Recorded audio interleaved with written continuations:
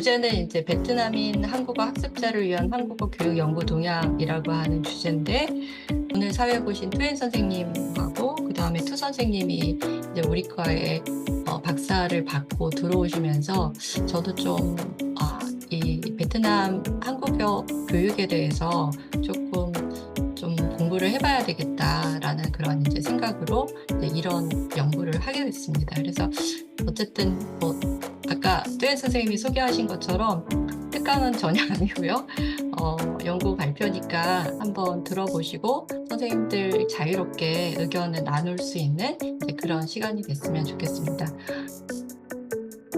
연구에서는 현행 연구에 의해 주제별 분석이 이미 어느 정도 이루어졌기 때문에 세부 주제별로 연구 방법, 연구 결과 등을 비교해서 살펴보고자 했습니다.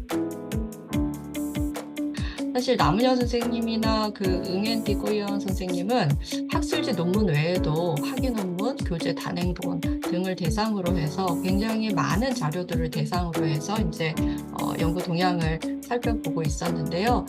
공고에서는 아무래도 좀 이게 연구 결과 간의 어떤 비교 또는 이제 어떤 연구가 더 필요할지 하는 이제 그런 데 초점을 맞췄기 때문에 일단 국내 학술지 논문을 대상으로 해서 이제 주제별 분석을 하고자 했고요.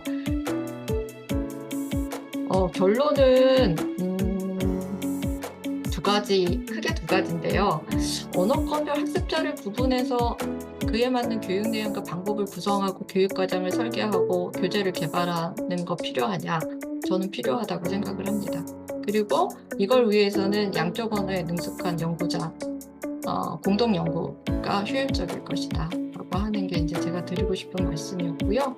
그 다음에 이제 또 하나는 외국어 교육이 일방적 교육이 아니라 상호적 교육이기 때문에 그 목표 교사들에 대한 그 교육 이런 게 필요하다.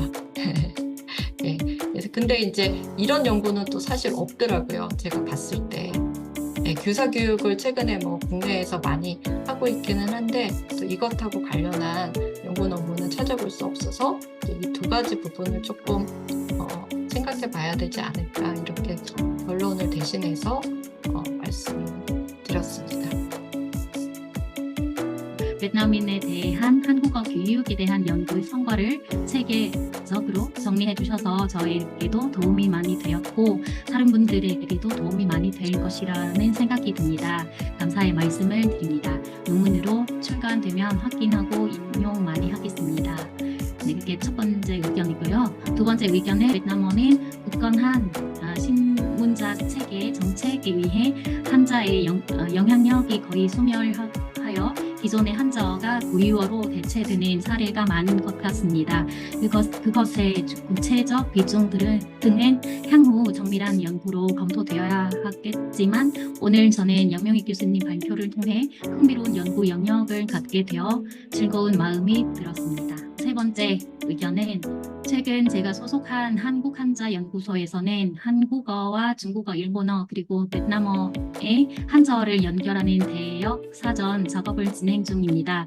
현재는 주로 중국어를 잘 아는 한국인, 중국어를 잘 아는 베트남인을 중심으로 대응 및 검수 작업이 진행되고 있는데요.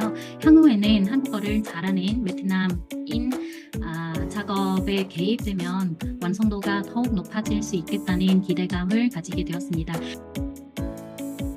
교수님께서 제시해 주신 내용 중에서 교재 개발이라는 부분이 특히 눈에 띄었는데요.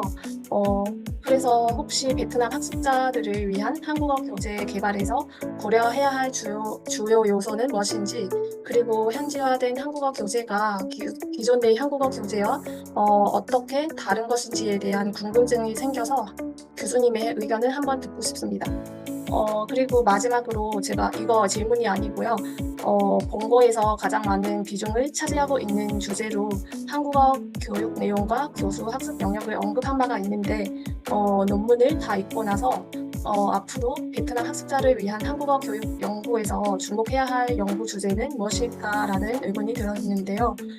그래서 제가 한번 생각해봤는데 기술과 인공지능이 폭발적으로 발전하는 시대에 언어 교육과 기술을 융합하는 연구가 더 많이 필요하지 않을까 생각이 들었습니다.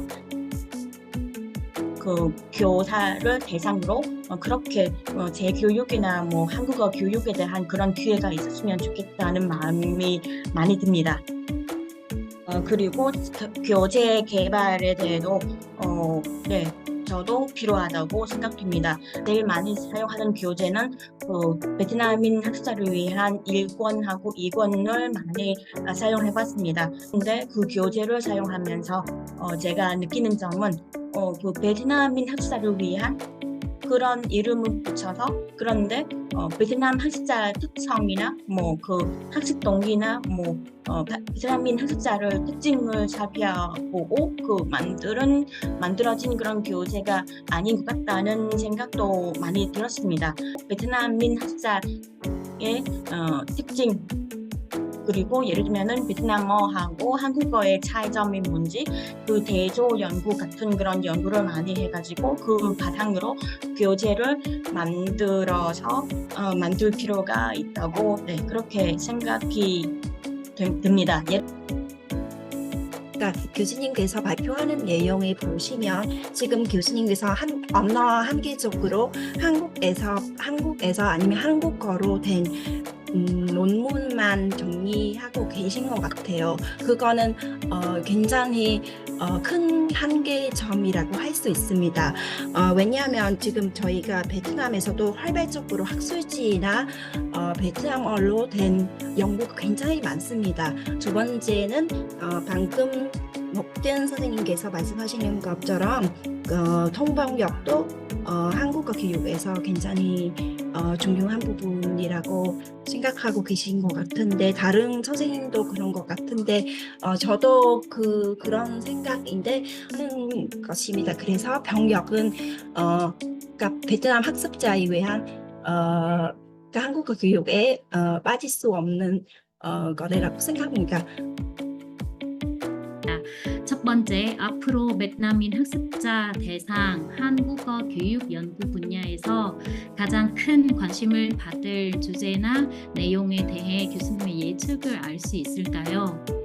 네, 두 번째, 베트남 연구자들이 진행한 한국어 교육에 관한 연구들은 일반적으로 어떤 한계를 가지고 있을까요? 또한 교수님의 의견에 따르면 연구자들이 주의해야 할 점은 무엇일까요? 제가 여쭤보고 싶은 게 교수님이 생각하실 때 베트남 학자를 위해서는 이러한 수위적 의문 변동에 대한 연구나 교육 내용을 과연 개발할 필요가 있을까? 그리고 만약에 그러한 필요성이 있다면은 어떤 방식으로, 어떤 방향으로 하면 좋을지를 가르쳐 주시면 감사하겠습니다. 2020년도에 그 동남아 10개국 정도 되나요? 10몇 개국 되는 그 나라의 연구 동향을 그 보고서를 썼던 것 중에 베트남 부분만 잘라서 이렇게 드렸어요. 그게 이제 베트남에서의 전반적인 상황하고 베트남 대학에서의 한국어 교육, 중고등학교에서는 어떻게 하고 있느냐, 또 심지어는 세종학당은 어떤 식으로 운용되느냐, 또 비정규 기관은 어떤 양상을 보이고 있느냐, 또 그 베트남에서 한국 관련 출판물은 어떤 것들이 있고 그 한국 교육의 연구는 어떻게 진행되고 있느냐, 베트남 내에서의 문화나 한류 또는 그것에 관한 그 뭐 동아리나 단체들은 어떻게 되고 있느냐, 그러면서 베트남의 그 한국 학습자들이 그 어떤 분포를 이렇게 20년 당시지만 어떤 동기로 그 연령 분포나 학습 기간이나 뭐 이런 것들을 해서 수요를 이제 예측하고자 하는 그런 기초 자료 같은 것들을 일단 그 뚜이엔 선생님께 그때 조사한 것들을 보내드린 게 있어요.